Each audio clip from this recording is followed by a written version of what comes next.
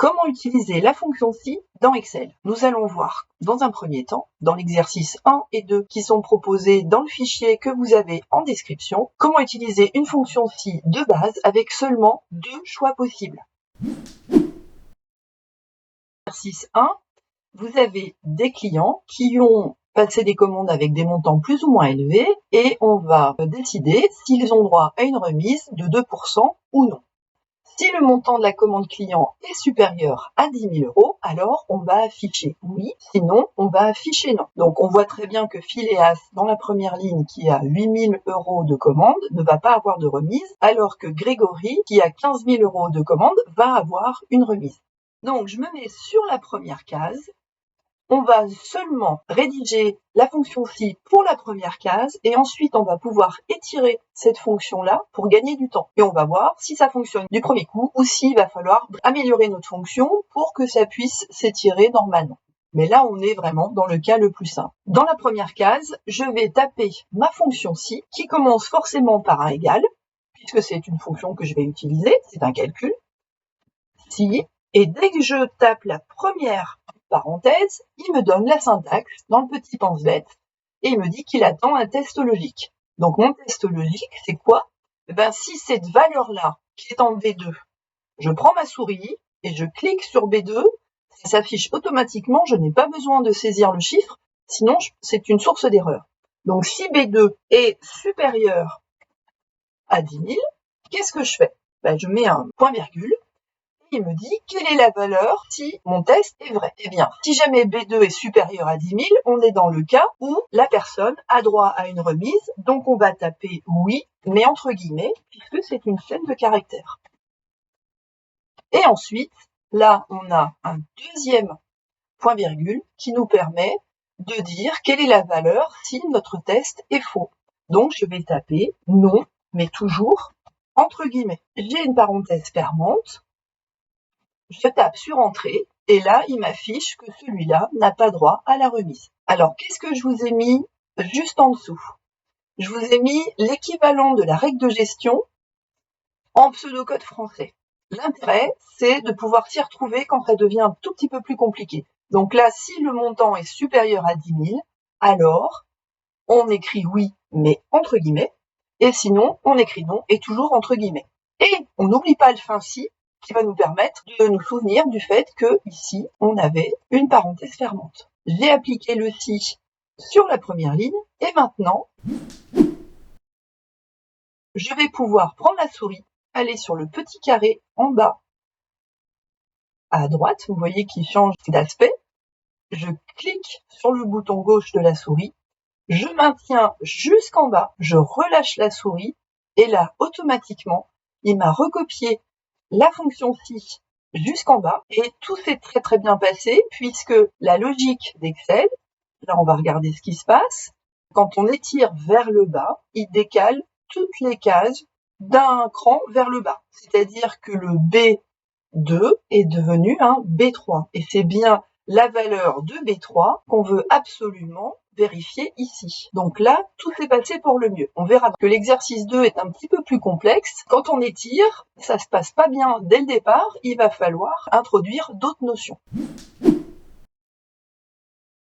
On va terminer l'exercice 1, puisqu'on nous disait que dans la colonne D, on veut calculer le montant de la remise, sachant que la remise s'élève à 2% du montant de la commande si le client a droit à une remise. Donc, on va dire ici, si le client a droit à une remise, c'est-à-dire si remise égale non, entre guillemets, dans ces cas-là, je vais prendre le montant de la commande et multiplier par 2% pour avoir le montant de la remise. Et par contre, si jamais ce n'est pas bon, si c'est pas supérieur à 10 000 €, eh bien, la remise, il n'y aura rien du tout. Donc, on va le faire en direct puisque là, c'est une fonction si qui est simple. Donc, je vais faire si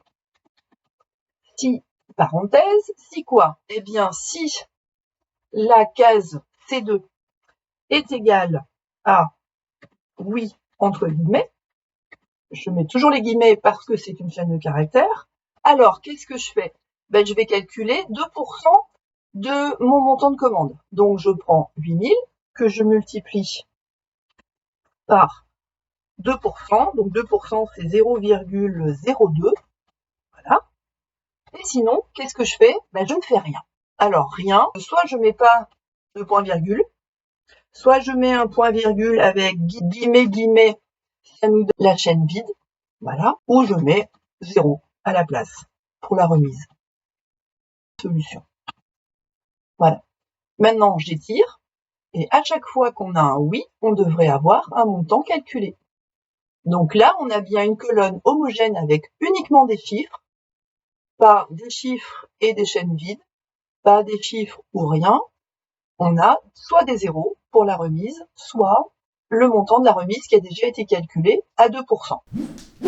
Si jamais le montant de la remise change en cours de route, si un jour on veut changer ce montant de remise, on va avoir un souci puisqu'il va falloir modifier partout dans la feuille où est le 2% et devoir étirer après sur toutes les cellules et ça va être un petit peu compliqué. Donc, moi, ce que je vous recommande de faire, c'est de mettre quelque part le pourcentage de remise, alors soit dans la feuille bien cachée, soit dans une autre feuille de l'exercice. Là, on va mettre 0,02 qui revient à 2%.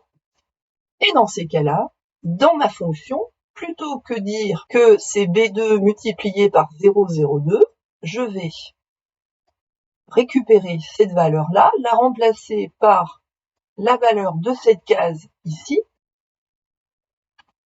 Ça revient exactement au même pour l'instant. J'étire cette valeur et je regarde ce qui se passe. Arg, bon, c'était prévu. Là, j'ai mis mon pourcentage à la case K16.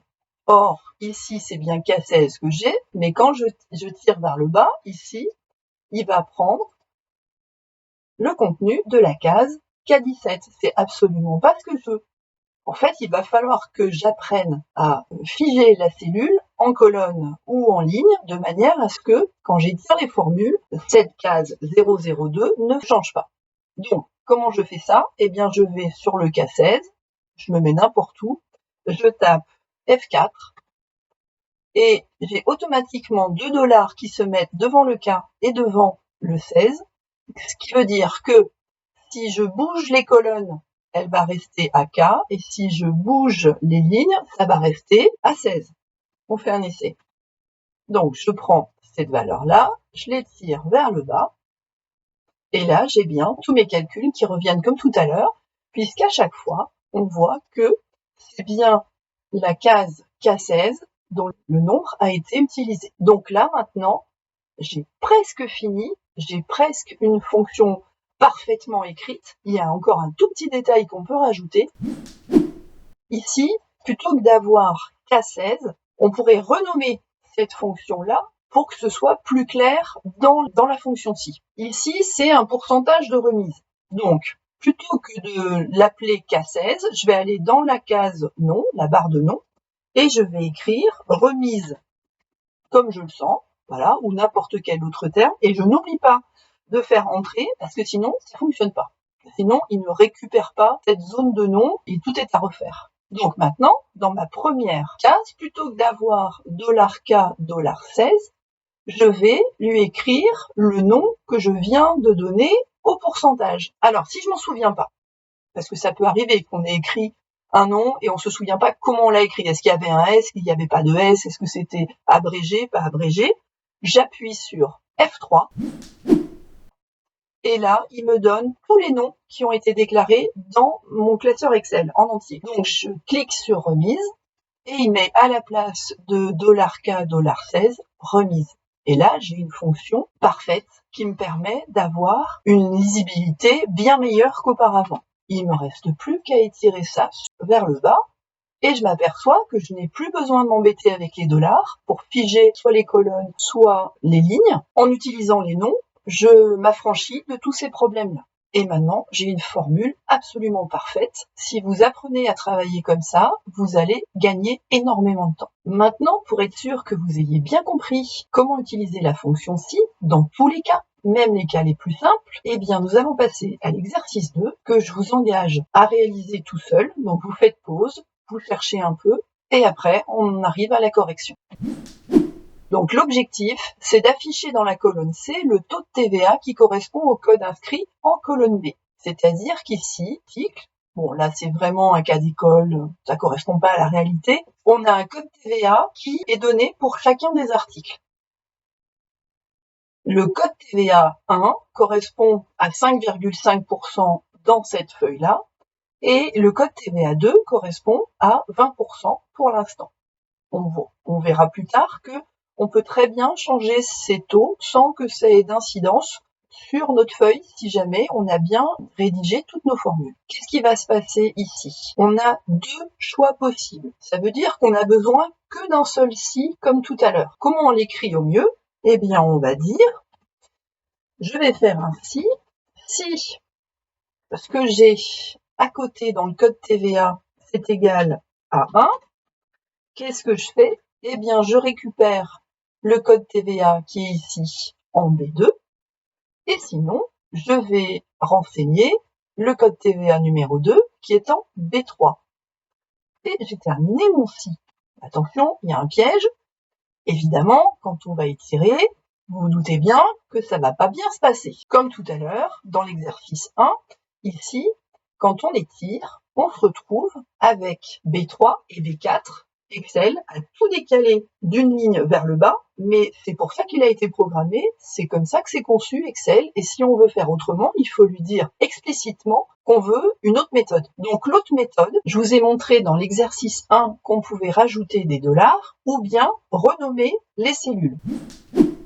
Si on décide de mettre des dollars, qui est la solution la plus lourde, mais finalement vous avez besoin de la connaître aussi. Je vais sur B2, je lui dis que grâce à la touche F4, je vais bloquer le B et le 2. Si je continue F4, il va ne bloquer que le 2. Si je rappuie sur F4, il ne bloque que le B. Et si je continue, il enlève tous les dollars, et là, il remet tous les dollars. Donc c'est une boucle, et vous avez 4 valeurs possibles. Donc là, j'ai $B, $2, et dans B, je recommence la procédure avec les dollars, qui fait que maintenant, si j'étire vers le bas, ça se passe bien. Et vous avez vu que les dollars, c'est quand même un petit peu contraignant. Moi, je préfère travailler avec le renommage des cellules. Donc ici, pour remplacer B2 et B3, ce qu'on va faire, c'est que on va prendre B2 et on va le renommer, par exemple, code TVA1. Allez, tout en minuscule et tout attaché parce qu'il supporte pas les espaces. On fait entrer, sinon ça ne le prend pas. Et je refais la même chose pour code TVA2. Je fais code TVA2.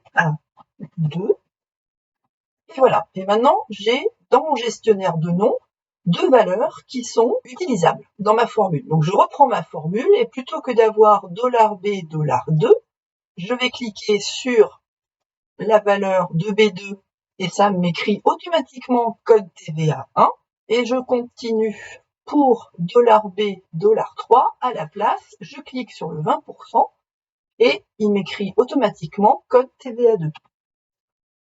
Donc j'ai une fonction beaucoup plus lisible et si je l'étire vers le bas, eh bien tout fonctionne mais avec un texte de fonction beaucoup plus lisible. Donc je sais exactement ce qui se passe. Je peux pas renommer B14 ou B6 puisque ce sont des valeurs qui changent de colonne en colonne. Donc là, malheureusement, je ne peux pas améliorer cette partie-là, mais au moins, j'ai une deuxième partie qui est beaucoup plus lisible. Alors, maintenant, qu'est-ce qui se passe si j'étire jusqu'en C17? Allez, on essaye. Je n'ai rien ici. J'ai un taux de TVA quand même qui s'affiche. Mais oui, parce que je n'ai aucun code. Donc ce n'est pas 1. Si B15 est égal à 1, dans ces cas-là, il va mettre le code TVA 1, mais ce n'est pas vrai. Donc on n'a rien, donc on n'est pas égal à 1, donc c'est forcément le code TVA 2 qui est inscrit. Et c'est pas du tout ce qu'on veut. On a la possibilité de rajouter un autre test par-dessus le premier test pour dire que si cette valeur-là est vide, eh bien dans ces cas-là, on ne fait rien. Sinon, on fait quelque chose. Alors on reprend la première formule et là je me dis, avant tout ça, le égal, je le garde, j'en aurai qu'un, puisqu'il n'y a toujours qu'un seul égal dans chacune des cellules. Donc pour tester si mon article, par exemple, il n'y a aucune chaîne, c'est vide. Si je veux tester si ma colonne ici contient soit des noms d'articles, soit des noms vides, je vais utiliser une fonction qui s'appelle evide. Et je vais faire si est vide d'une certaine case, dans ces cas-là, je ne fais rien, sinon je fais quelque chose. Alors ça, je vous le traduis. Donc je me mets dans ma première cellule et je dis, après le égal, je vais insérer si, parenthèse, est vide en un seul mot de mon article, parenthèse. Dans ces cas-là, qu'est-ce que je fais? J'écris point virgule de manière à ce que ce soit le alors de est vide. Donc si jamais ma cellule est vide, je ne fais rien. Donc je vais rentrer une chaîne vide, guillemets, guillemets. Et sinon, eh bien je continue ce que je faisais tout à l'heure, mais je n'oublie pas de rajouter ici une parenthèse fermante, puisque j'en ai rajouté une ouvrante que je n'ai pas encore fermée. Mais attention, j'ai ouvert une parenthèse ici, et vous voyez que Excel vous met des parenthèses en couleur pour savoir exactement où vous en êtes. Fonctionne toujours aussi bien, mais quand je vais étirer jusqu'en bas, ici, ce que j'ai là, c'est bien vide, donc il ne fait rien, il rentre une chaîne vide. Avec cette solution-là, le problème c'est qu'on mélange dans la même colonne des pourcentages, qui est une valeur numérique, et une chaîne de caractères vide, et ça c'est des chaînes de caractères, ça peut poser problème si on veut faire un autre traitement derrière. Mais bon, là c'est la base, vous avez plusieurs possibilités, vous choisirez votre possibilité. Et dans la prochaine vidéo, vous verrez comment utiliser la fonction si imbriquée à l'intérieur d'autres si dans l'exercice 3 et l'exercice 4. Et à la fin, on verra la fonction et la fonction ou qui sont des fonctions booléennes qui permettent de combiner plusieurs choix possibles et vous aurez un petit exercice en bonus pour savoir si vous avez tout compris.